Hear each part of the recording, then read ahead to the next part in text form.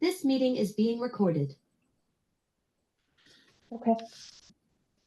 Okay, welcome to our May 16th Diversity, Equity, Inclusion Committee meeting. It's 6:30 and I'd like to start with the land acknowledgement. We'd like to begin by respectfully acknowledging that the town of Shelburne resides within the traditional territory and ancestral lands of the Anishinaabe, including the Ojibwe, Potawatomi, Chippewa, and the people of the Three Fires Confederacy. These traditional territories upon which we live, work, play, and learn are steeped in rich Indigenous histories and traditions, and it is with this statement that we declare to honor and respect the past and present connections of Indigenous peoples with its lands, its waterways, and its resources. All right, tonight's agenda, could I get someone to move and second this evening's agenda, please? Moved by Shane Hall, seconded by, don't be shy. Oh, yeah. Okay, Mandeep, seconded by Mandeep. All in favor? Opposed? Seeing none. Okay, carried. Declaration of pecuniary interests. Just a reminder to everybody that if you have a pecuniary interest or find yourself in conflict, please declare it at your earliest convenience. Adoption of the minutes from our last meeting, which was on April 18th. Can I get a mover and a seconder? Moved by Councillor Bernardo, seconded by Shane Hall, Deputy Mayor Hall. Could I get a vote on that, please? All in favor? Opposed? Carried. Okay, that brings us to this evening's agenda. First of all, we're going to get a report on the expanding of the awards program from our CAO, Denise Morrissey.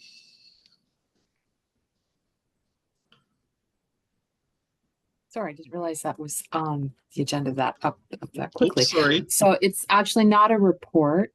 It's just a suggestion. And that's why the two links were provided to you. What staff wanted to suggest, sorry, before we actually bring back any analysis, is that the current awards of the DEI, now that you've incorporated accessibility within the committee's mandate, has an existing award program.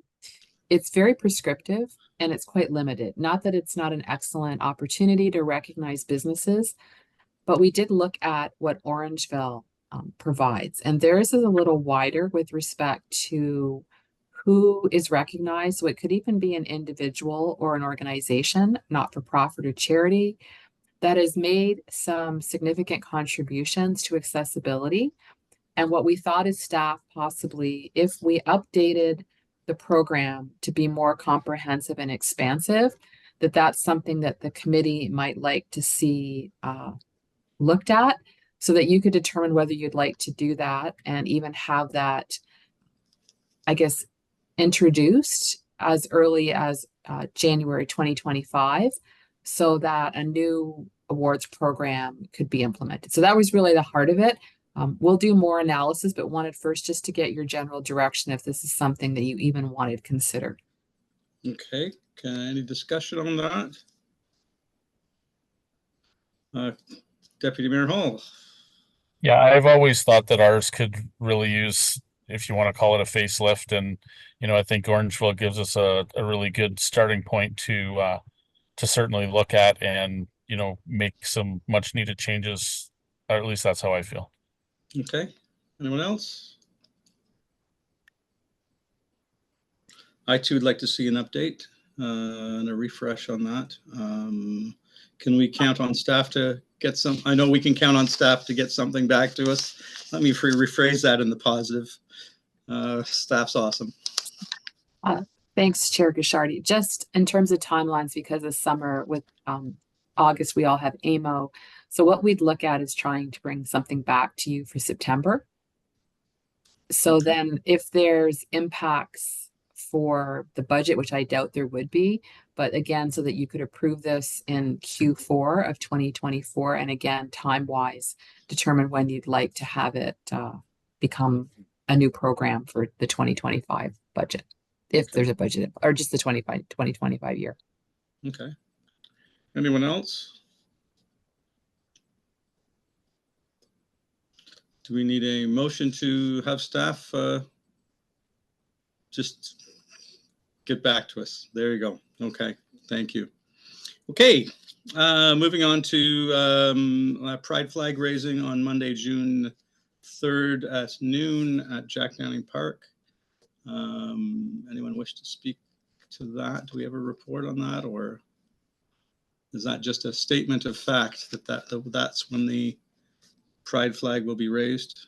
Yeah, Alice? Correct. That was just information for the committee so they could have the date and time if they're available to attend. Okay, great. Okay, moving on, upcoming events to promote the DEI committee.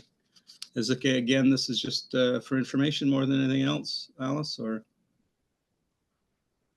It's information, opportunity for the committee to discuss if they would like to, and also an opportunity to provide an update from Mandeep and Doulis, if she's up to it, on the event that they attended the other weekend.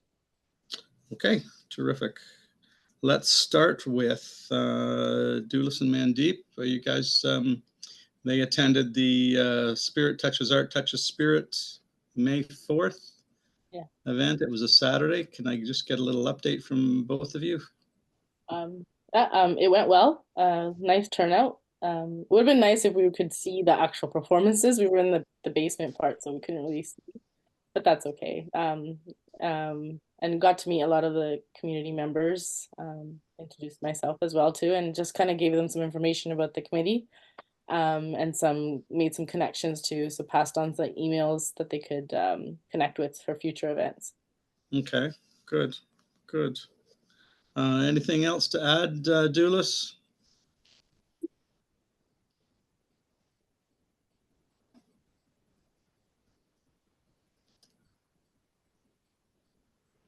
I'm saying, you won't be able to hear anything that I'm saying.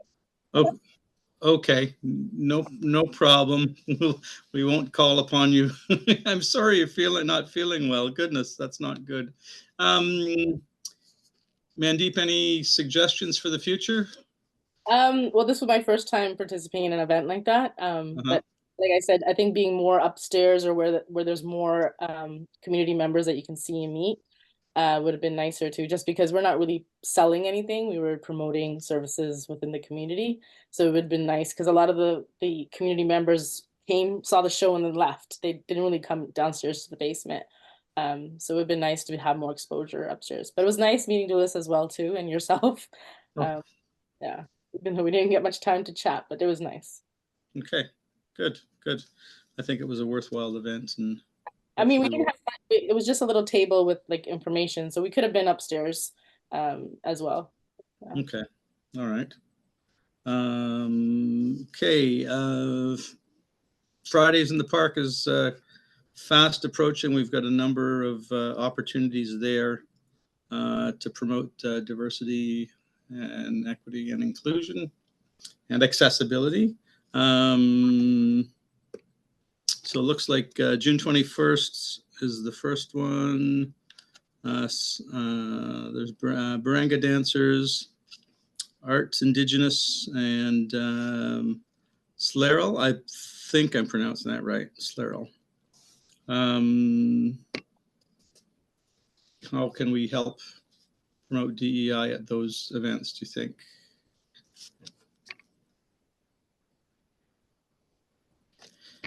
Denise? Thanks. So we selected, there's 5 nights or program nights, and the one that Councillor Gashardi just referenced has got a strong multicultural entertainment component to it. So what you may wish to do is have a table in the park to share information with the community. Similar to the other event you just participated in, you won't be in a basement. You'll be right in the park, and I think you'll enjoy the entertainment as well, and it will be a great opportunity. And from staff's perspective, we'll make sure that you have enough literature.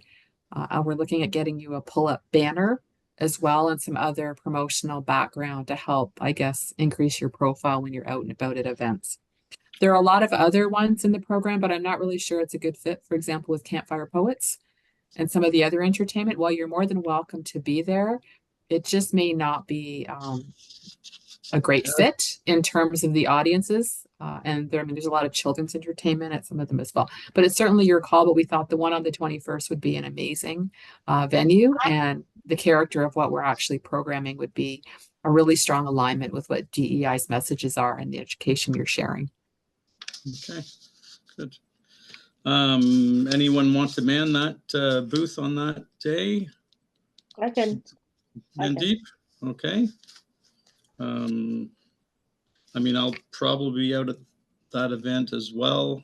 I'm just wondering if anybody else is free that night to come out and enjoy some music and promote DEI. We're still a month away, so we'll probably get that information a little later on. Anybody want to, just let us know in advance, okay? Canada Day is another opportunity for us to have a booth, have a table, have some presents. And hopefully we can get some folks for that one. And then the Shelburne Fall Fair is on the 14th, 15th of September. There's another opportunity that we can promote diversity, equity, and inclusion. So there's 3 events we have the potential to have a booth at. So I won't ask you for firm commitments now, but if anybody's interested, that would be a great, some great opportunities there. Okay. Anybody comments so far? No, we're all good. All right, let's move on to 5-4, National Day of Truth and Reconciliation, Orange Shirt Day. That is on Monday, September the 30th, 2024. I'm going to assume it's going to be similar to in the past. Deputy Mayor Hall, yes. So from our last meeting, there was discussion about the committee reaching out. So I have reached out to the Indigenous community. I do have meetings set up over the next couple of weeks to meet with some of the elders and get their take on things. So while I don't really have a whole lot to share at this point, I'm certainly working on it and working with the elders to see what we can do to make sure that it's successful. Okay, great. Thank you. Are you reaching out to Mississaugas? So it's the Three Fires Confederacy as well as the local Indigenous people from in town. Oh, okay. Local. All right. Okay, thank you, Deputy Mayor Hall. Anybody else with a small update? Yes, I assume that's our intent, is to continue along the lines of what we had last year in terms of the walk and candles and orange shirts. And Denise. Thanks, Mayor. Thanks, Councilor Bishardi. So it was the intent of the structure to be something that could be replicated each year.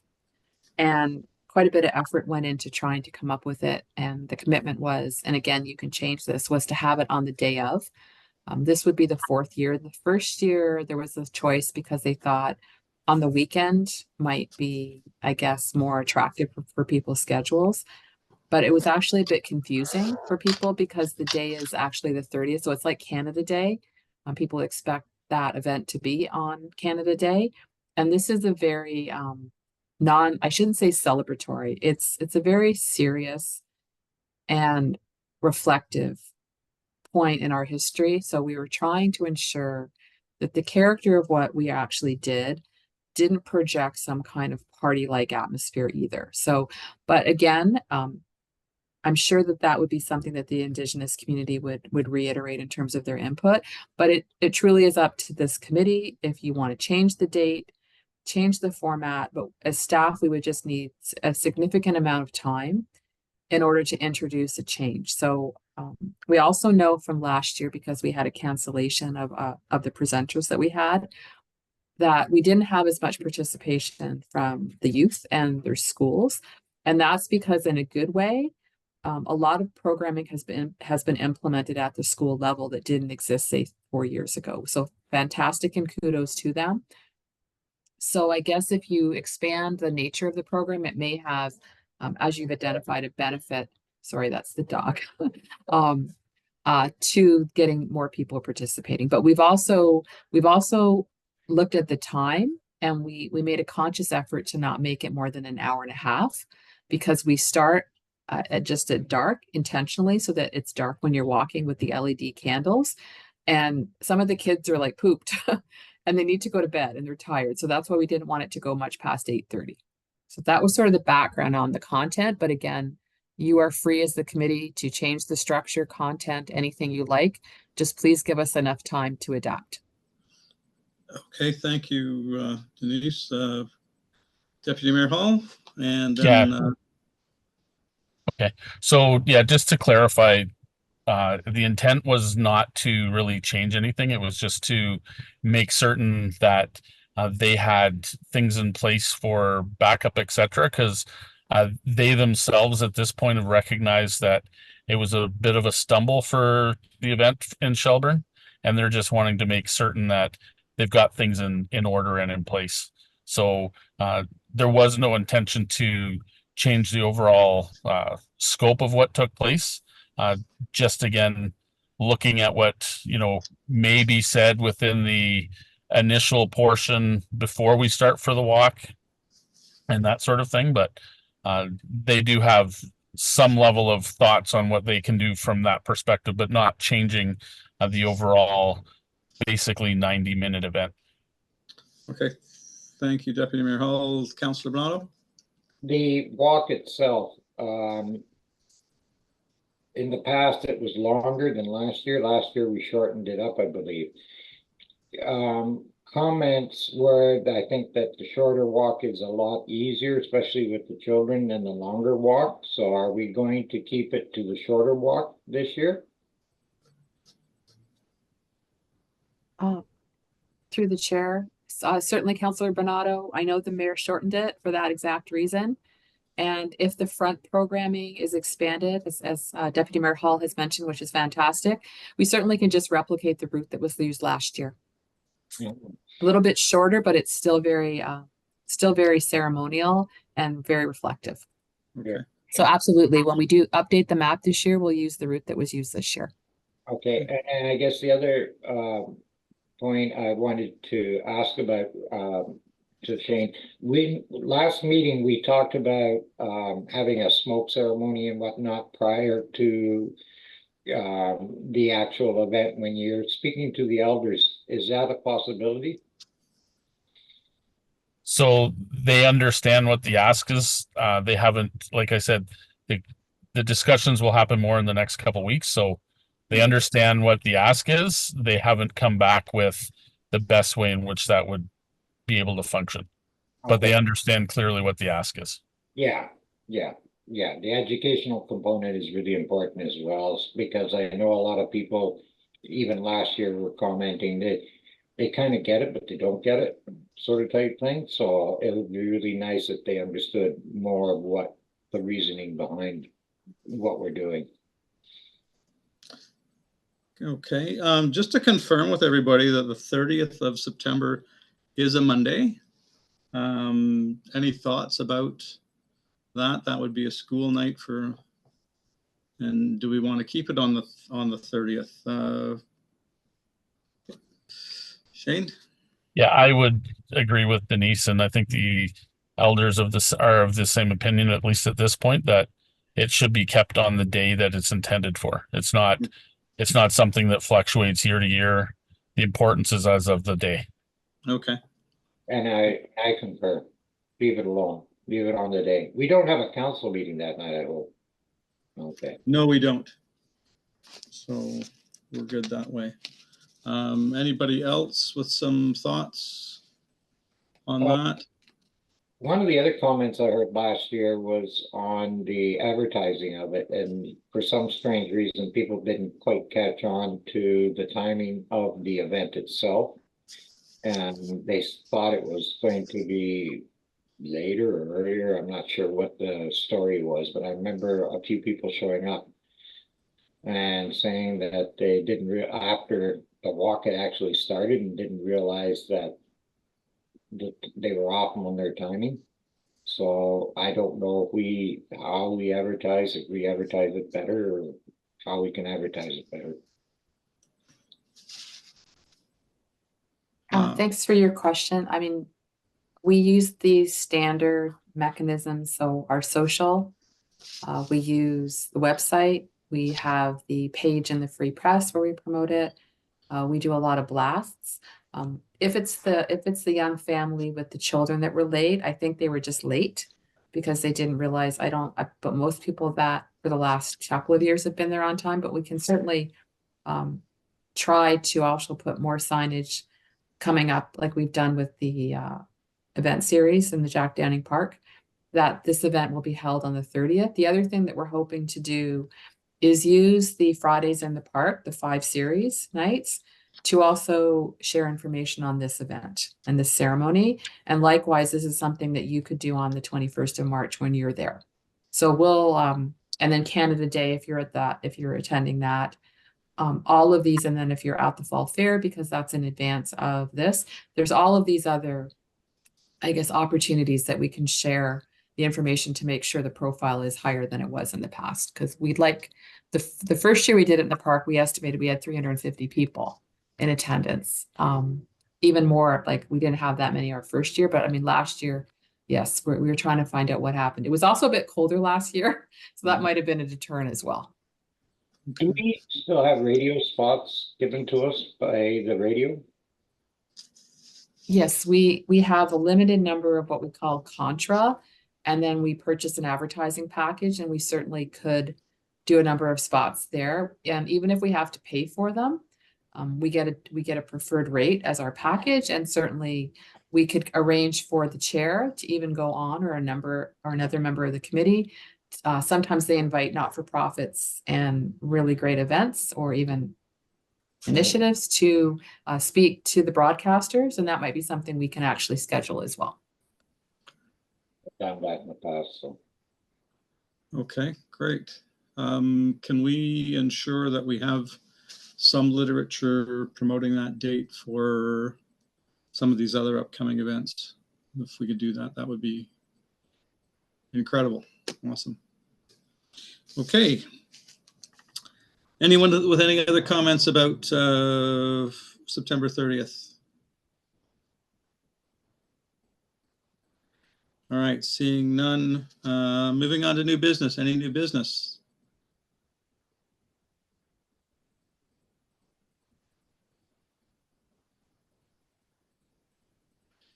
I don't see any new business. All right. Then could we have a motion to adjourn? Mover and a seconder. Councillor Bernardo and Mandeep second. All in favor to adjourn? Okay, carried. All right, we'll resume the next meeting at the call of the chair. Have a wonderful evening. And